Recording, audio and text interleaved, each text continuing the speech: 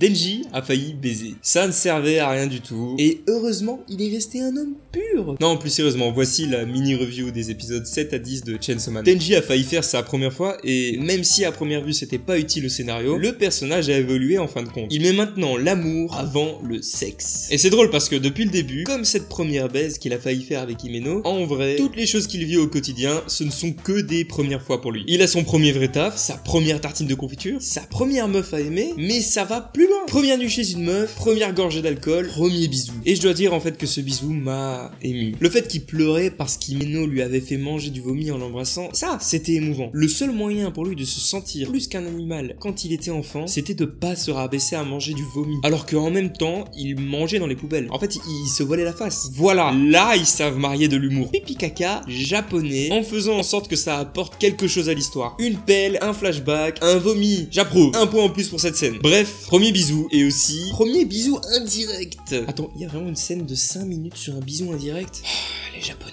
Premier repas entre collègues. Et d'ailleurs, je suis content de voir qu'il a l'air de se faire mieux respecter. En même temps, vu le travail qu'il fournit, et il a même pas encore négocié son salaire. Première balle dans sa tête. Ah oui, c'est aussi maintenant qu'on apprend que Denji est immortel en fait. Et là, je trouve que c'est un peu un jeu dangereux parce que j'espère que l'auteur va pas faire comme dans Seven Deadly Sins. Genre, sous prétexte qu'il est immortel, il va se faire zigouiller toutes les 5 minutes par l'adversaire. Alors que n'importe qui d'autre aurait le 10e de ses blessures. Bon, l'auteur a le droit de se faire plaisir s'il est immortel, mais attention, Denji doit être vulnérable. Sinon ça peut retirer pas mal de tension dans l'histoire. C'est quand même un atout à double tranchant, mais là je dois dire qu'il a plutôt bien posé les limites dès le départ. Sinon en dehors de ça, on apprend énormément sur Denji, la résorption de ses tronçonneuses, l'effet du sang de démon ou même d'humain sur lui, et plein de trucs mais j'ai pas le temps d'expliquer ici, c'est une mini-review. On a enfin des méchants dans Chainsaw Man. C'est pas que les démons me saoulaient, mais allez, ça manquait d'un truc. Et pour le coup, gros changement d'ambiance. Leur apparition se faisait attendre, mais là elle était parfaite. Un point en plus pour Serpentard. Il y a un mec ultra badass avec un cœur de démon comme Denji et une gamine qui le commande et le ressuscite. Conséquence, la mort dramatique d'Himeno. Comme sa mort était prévisible depuis le départ dans l'histoire, l'auteur l'a fait mourir directement après l'avoir introduit et ça j'avoue c'était